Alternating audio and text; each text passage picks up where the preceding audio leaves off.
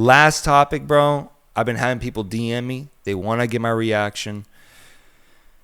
Chaos in Guadalajara. Oh, yeah. Trouble in paradise. Mm-hmm. Chivas is in the headlines right now because of certain Alexis Vega and Chicote Calderon, as well as like a youth academy player or some bullshit too, getting involved, getting a little carried away with their senses here, bringing girls back to the hotel and breaking Chivas regulation, essentially. Yeah. So this following what's already been a chaotic and dramatic past few months for Alexis Vega specifically.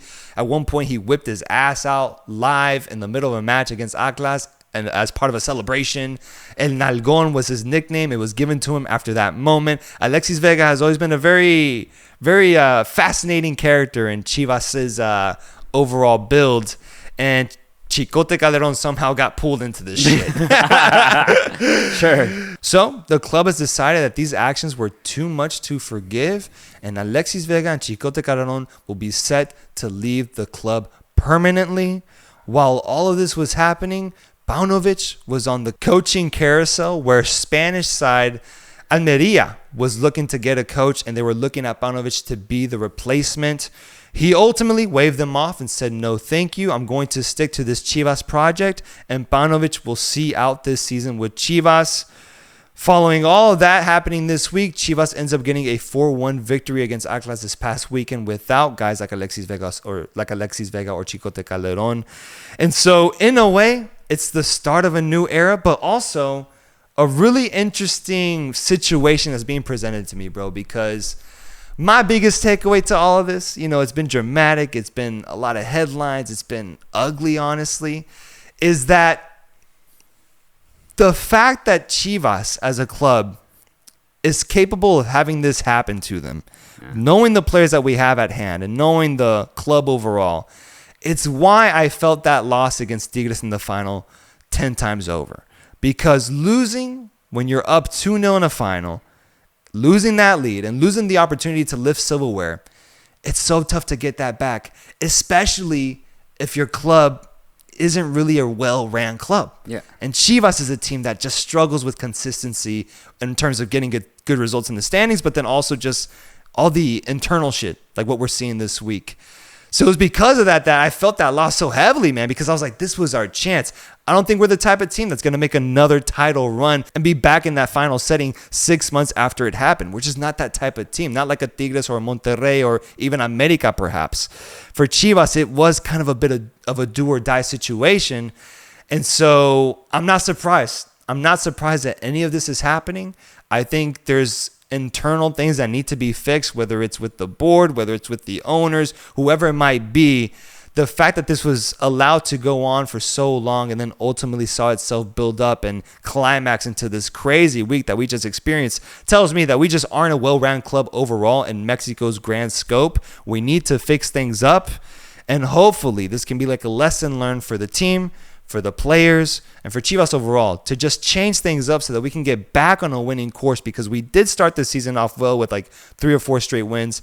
The Leagues Cup happened, and we have not won since until this past weekend against Atlas. Hopefully we can kind of turn our luck around here, but if we want any chance of doing something notable, we got to fix the internal things, and hopefully Chivas can approach it correctly. Yeah, I mean, that is the exact reason why I'm really surprised Paunovic didn't decide to go to Europe and go to Almeria. Not that Almeria are, necessarily a really good team in Spain, but they have some good players, some decent prospects. But, more importantly, you're in a European system, and you can try and be successful there. If you do decently at Almeria, then maybe you go to like a team like Valencia or something like that, a mid-table team.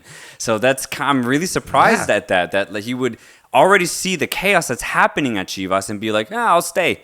Yeah. But I'm really surprised by that. Maybe he just really like Guadalajara, man. Maybe. Mexicans do appreciate that. It's a great city. They appreciate someone like that that's loyal to the club and that's, an extranjero, but comes in and really takes in the culture, in the that's what it feels like he's done. And so maybe he just felt that he wouldn't have that same reception with Almeria.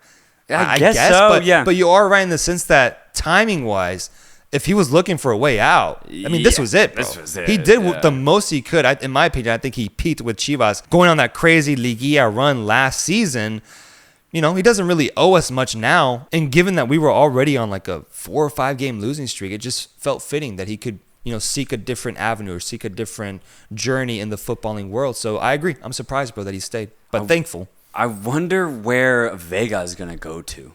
Like, is he going to like try and force like a move that he really wants? Or is he going to be like open to kind of anything? Because I feel like having a fallout with your club can put you in a weird spot mentally. Or because maybe cause you could use it as a positive, be like, fuck Chivas, I'm gonna go off for our rival. Maybe he joins Atlas, or maybe he joins just like another bigger team like America or Cruz Azul or something like that. Or maybe he just says, I'm out of Mexico and tries to maybe goes to the MLS or something like that. Like, I really do wonder what he's gonna do, because if he's being forced out, it kind of just really opens it up. But then again, if you're a club buying him, are you put off by what happened? I don't know. Like, there's a lot of interesting factors here now. Yeah. It gets really interesting. I'm disappointed in Vega, bro. I'm disappointed. Yeah. I really liked him at one point, just even like a year or two ago. Yeah. Playing amazing football for Chivas, being our best player offensively, and having a little bit more of an impetus that most of the Mexican players we had up front at the time didn't really have. I saw Vega with, a really powerful shot from outside the box if needed, but also just that IQ. He's a smart player, and he's capable of having some really good, solid moments on the pitch, and we would see that pretty often with Chivas. In the build-up to the World Cup, I was even going so far as saying like he should be part of that front three, especially with the injury to Tecatito Corona. I made an argument that he should be the direct replacement for him because he does have those attributes and those skills. But then he did get minutes in the World Cup. Didn't really shine. Didn't really have his moment of brilliance. Whether that was him or a situation that had to do with the coaching, who knows? Overall, he just didn't showcase himself the way I was hoping to. And then after the tournament, we haven't really seen much of Vega ever since then, bro. Yeah. It's been a string of injuries. It's been a string of That's the problem. Weird performances with Chivas. He's just been kind of in and out of the team. And now the way he's being presented in the transfer market is much different, because I thought at one point he would be one of those Mexicans capable of going over to Europe and potentially thriving. But the way I'm seeing it now, man, I think he's just going to stay in Mexico. And I could see a team like Tigres picking him up and just trying to get the best out of him, to almost as a fuck you to Chivas. That's exactly how I see it, because he never maintained that form going into the World Cup, and even the form that he found in the Liga last semester. He actually found a really good rhythm and was a huge proponent for Chivas offensively. But he got an injury, and it just hasn't really been the same for the last 6 months, man. So it's just been weird. And so I agree with you. I don't see him making any sort of big moves, to be honest, and just staying in Mexico or pulling up Pulido and going to the MLS or something like that. Honestly, that's just where I see Vega's career going. But I share the same sentiment as you. I'm really disappointed, because I really did think that he could do something at mid-tier Europe. I really did think he could have, but I just don't see it anymore. And Chicote Calderon, too. Chicote took way too long to get good at Guadalajara, man. He's really inconsistent. It took him so long to get a good starting position, and even when he did start playing more, I still thought he was very inconsistent in his performances. He peaked when he was 20 years old at Necaxa. For me, it's been really annoying to see Calderon's career, because I was such a fan of him when he was with that really good Necaxa team. But for me, he just kind of really hasn't shown up since. So it's not as big a loss, I think, honestly, from that perspective, talent-wise. So any team in Mexico will be happy to have him, though, because he knows the league well and he's a decent player, but that's about it. A new era is upon us in Guadalajara, and we'll just have to wait and see how it goes for the rest of this season.